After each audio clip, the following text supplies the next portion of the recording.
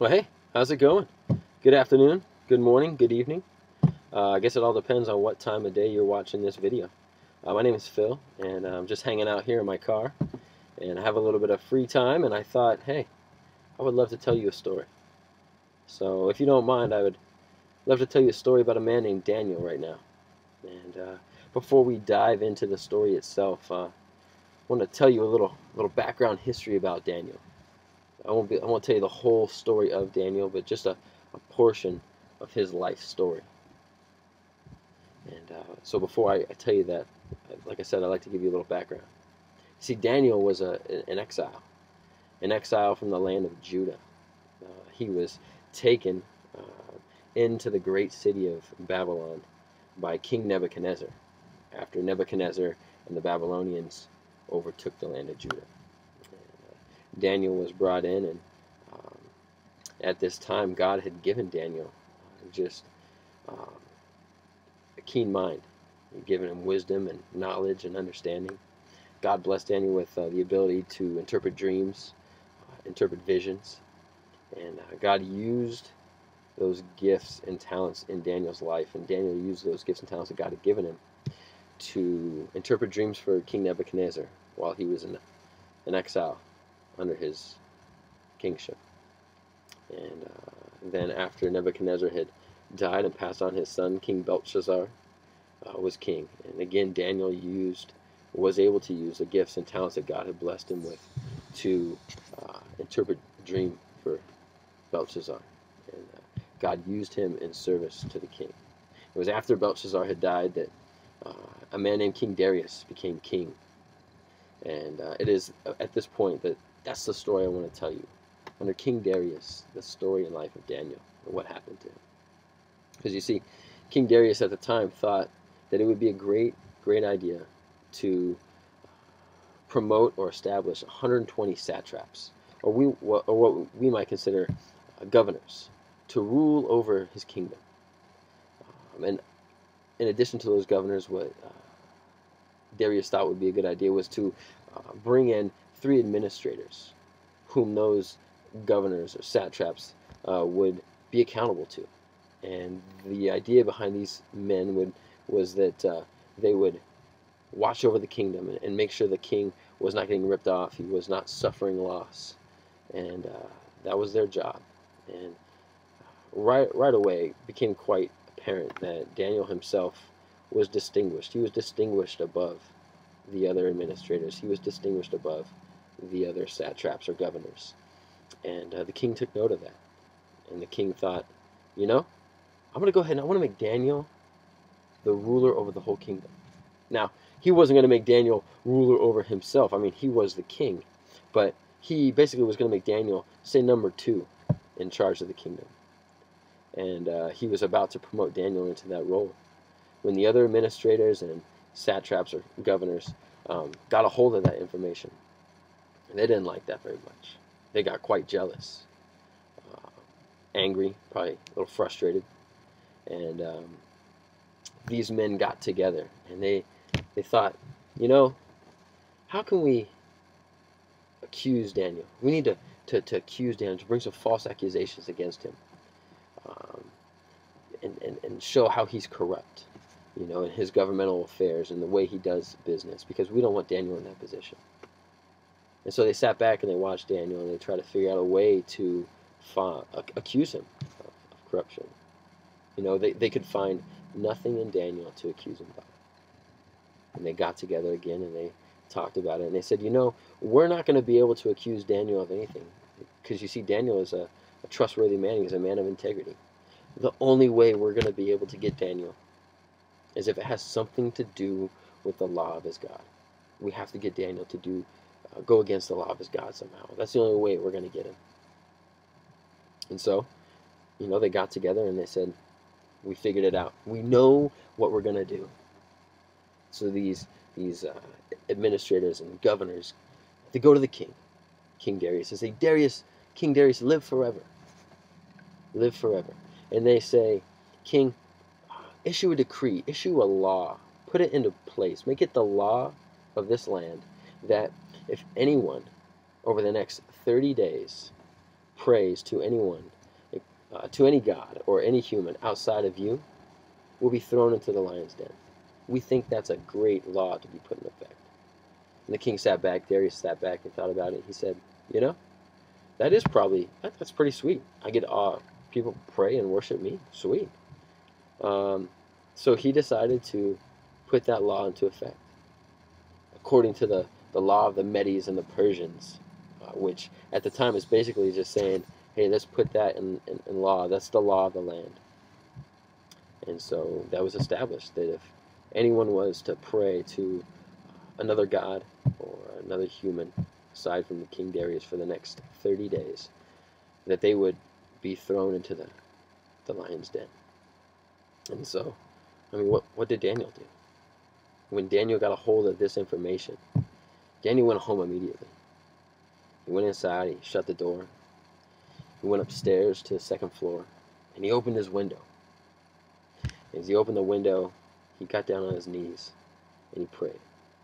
He prayed 3 times daily, facing toward Jerusalem, as was his custom. And he prayed and he gave thanks to God, as he had always done. And it was at the time, of course, here comes the administrators and the governors, and they see Daniel. They see him praying and giving thanks to his God. They say, aha, we got him. We got Daniel. We have him. And they go to the king. They go immediately to King Darius. And they say, King Darius, did you not establish a decree, a law, that if anyone is to pray to you over the next, if anyone is to pray to any other god aside from you for the next 30 days, that they will be thrown into the lion's den? And Darius said, yeah, it's in effect. It's a law according to the Medes and the Persians. It's the law of the land. And they said, well, King, Daniel, the exile from Judah, he pays no attention to you. And we saw him, we found him praying to his God. The king, hearing this news, this information, he was actually quite distressed.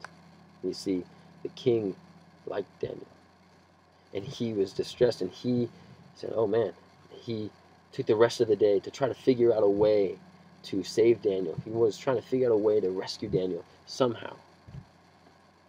And as night fell, as the evening came, these administrators and these governors came and returned to the king. And they said, well, king, well, what are you going to do? According to the law of the land, Daniel needs to be thrown into the lion's den. So the king, upholding the law, says, you're right. Have Daniel brought in. So Daniel's brought in. And before Darius has his men throw Daniel into the lion's den, he says, Daniel, may your God, whom you serve continually, rescue you. And at that, Darius has his men throw Daniel into the lion's den. And then he has them roll a stone over the opening to the lion's den. And he takes his signet ring and he presses it in as a signature, if you will, a sign that, hey, according to the law of the land, the king has made this official. And then he had his nobles also with their rings sign it. And then, as this happened, as this concluded, Darius went home. He went back to his palace immediately. And he was distressed. And he wanted nothing to eat. He ate nothing that night. He would normally have folks come in and entertain him. He wanted no entertainment that night. And he was in his palace. He was just distressed. Could not sleep, thinking about Daniel. In the first light of day, at the crack of dawn, Darius runs quickly as he can to the lion's den. And he has his men move the stone away. And he opens, and as they roll the stone away, he yells out, Daniel, servant of the living God, has your God, whom you serve continually, been able to protect you from the lions? There was a pause, silence. And Daniel yells out, King Darius, live forever. My God, whom I serve, protected me. I was not hurt because I was found innocent in his eyes. You see, my God sent his angel to close the mouths of the lions, and I am unharmed. And at that, King Darius was overjoyed. He rejoiced. He was so excited. And he had his men who had thrown Daniel into the lion's den pull Daniel out. And they pulled Daniel out of the lion's den. And they examined him and they looked at him. Sure enough, there were no wounds found on Daniel. He was fine, not a scratch. And at that, the king had the other administrators and governors who had falsely accused Daniel brought in, and he said, throw these men into the fire, into the lion's den. And these administrators and governors, along with their wives and children, were thrown into the lion's den. And before these men and their families hit the floor of that lion's den, they were crushed, their bones crushed. They were simply destroyed by those lions who were, hey, let's face it, they were pretty hungry after a full night of looking at Daniel and not being able to touch him. And so they took their first bite and they crushed and destroyed these men. And they had their fill. And at that, King Darius then did one last thing. He wrote to all the nations and all the peoples of every language on earth. And he said this. He said, may you prosper greatly. I put it into a law that every man, every person must fear and revere the God of Daniel. For you see, he is the living God, and he endures forever. His kingdom will not be destroyed, and his dominion will never come to an end. He rescues and he saves. He performs signs and wonders in heaven and on earth. And he rescued Daniel from the lion's den. And at that, a new law, a new decree was in place. And Daniel, throughout the rest of the life of King Darius, prospered. He was serving his Lord. You see, as I sit back and I think about this story of Daniel, I ask you, do you believe God is right there with you in the midst of your circumstances? I mean, what qualities and characteristics of God do you see from this story, do you hear from this story that makes you think about God? What do you hear? You know, and in thinking about those qualities and characteristics of who God is, how he protects. My question to you is, how has God ever protected you from your circumstances? Do you believe God can protect you from the circumstances that you go through? If so, why or why not? You know, and as I think about this story,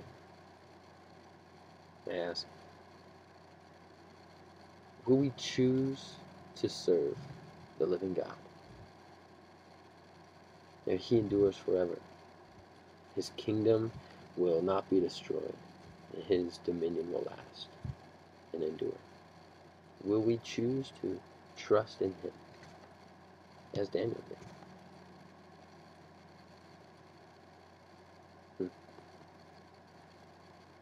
Choose this day whom you'll serve. And as you think about and reflect on this story, my prayer is that God would minister to your heart and speak to you. And that you would see that God loves you. God bless you. Thank you for listening to the story. Have a great rest of the night.